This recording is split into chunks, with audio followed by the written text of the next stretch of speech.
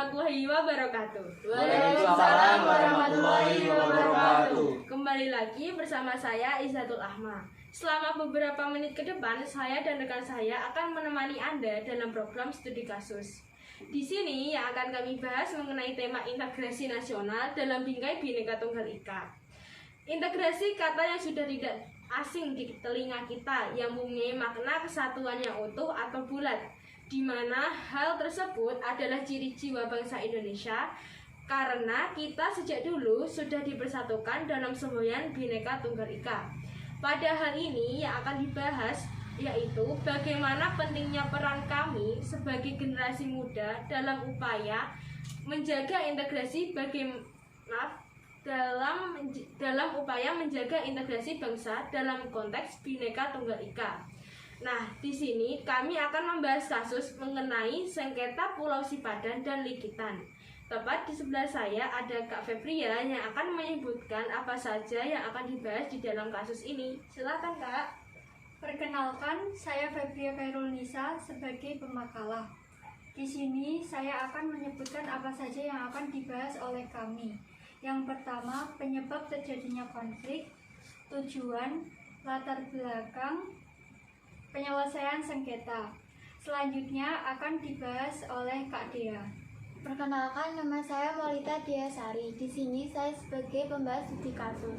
Yang pertama, sengketa Sipadan dan Likitan adalah persengketaan Indonesia dengan Malaysia atas kepemilikan terhadap kedua pulau yang berada di Selat Makassar.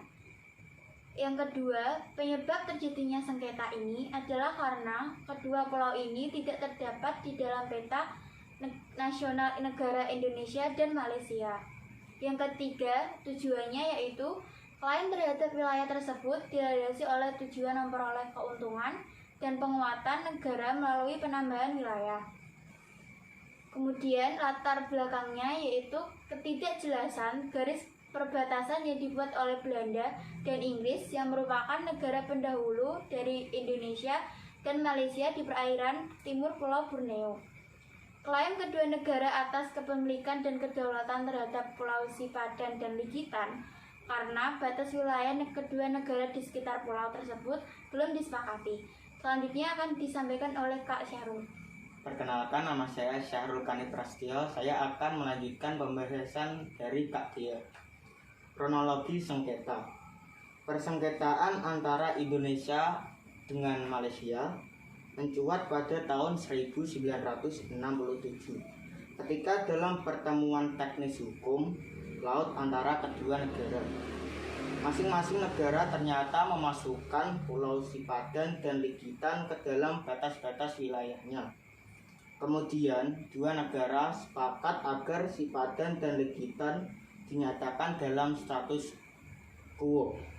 Akan tetapi, ternyata status quo sebagai tetap berada di bawah Malaysia sampai persengketaan selesai.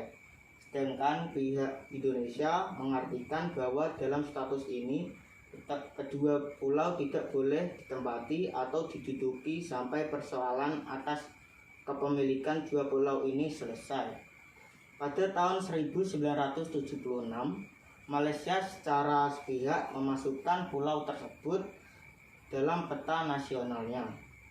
Pada tahun 1976, TAC dalam KTT pertama ASEAN di Bali menyebutkan bahwa akan membentuk Dewan Tinggian ASEAN untuk menyelesaikan perselisihan yang terjadi di antara sesama anggota ASEAN. Akan tetapi, pihak Malaysia menolak beralasan karena terlibat sengketa dengan negara lain. Selanjutnya akan dilanjutkan oleh Kak Febria. Oke, saya Febria akan melanjutkan penjelasan dari Kak Syahrul. Penyelesaian sengketa.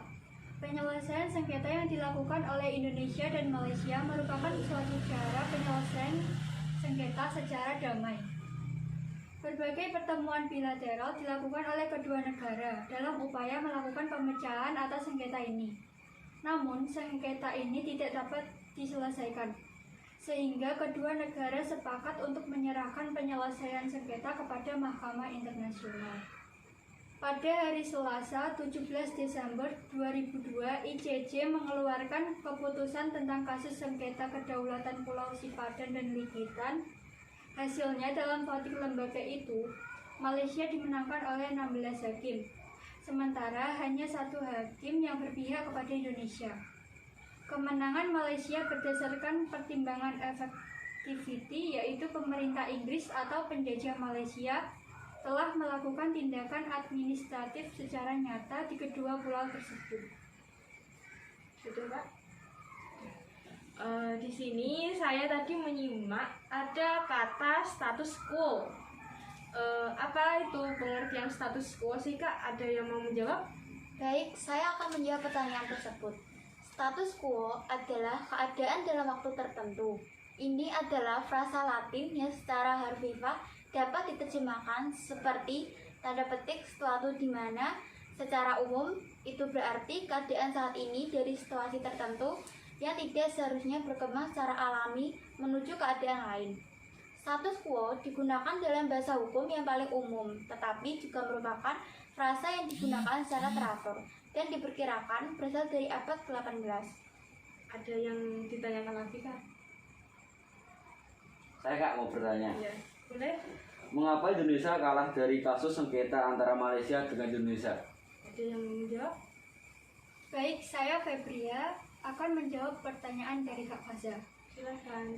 Indonesia kalah dari Malaysia dalam kepemilikan Pulau Sipadan dan Likitan karena Malaysia berhasil dalam menjaga kelestarian lingkungan pada kedua pulau yang dipersengketakan sebagai pelaksanaan fungsi administrasi pemerintah negeri tersebut.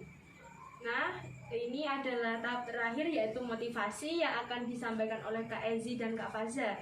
Yang pertama akan disampaikan oleh Kak Ezi terlebih dahulu. Silakan, Kak. Ya, terima kasih Kak Ahmad. Di sini saya sebagai motivasi. Sebelumnya perkenalkan, saya Martina Aulia Fahrezi.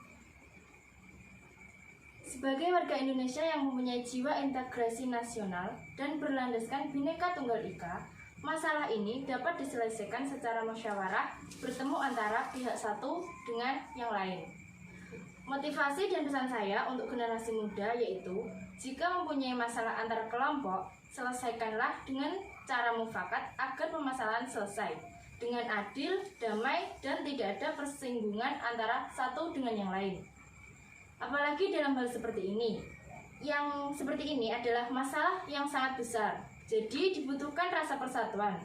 Itu saja yang bisa saya sampaikan. Mohon maaf, semoga motivasi saya bermanfaat bagi pemuda Indonesia dan kita semua. Mohon maaf, sebelumnya video kepotong karena ada kesalahan teknis dari kami. Selanjutnya motivasi yang kedua yang akan disampaikan oleh Kak Faza. Silahkan, Kak. Baik Kak, terima kasih atas waktunya. Saya di sini akan melanjutkan motivasi dari Kak Ezi. Baik. Perkenalkan, nama saya Muhammad Faza Akila. Jadilah pemuda yang berpikir kritis dan berpikir panjang dalam memperselesaikan masalah. Marilah kita semua menjunjung tinggi rasa persatuan dan kesatuan. NKRI harga mati. Sekian dari saya. Mohon maaf jika ada salah kata yang kurang berkenan di hati Anda. Terima kasih. Sebelum kami tutup, kami mempunyai yel-yel yang akan dinyanyikan oleh kelompok kami. 1, 2, 3. Kelompok 2, kelompok kami. Kelompok 2 paling oke. Jadilah putra-putri yang selalu motivasi bagi bangsa negeri kita. Kelompok 2. Yes. Terima kasih. Wassalamualaikum warahmatullahi wabarakatuh. Sampai jumpa.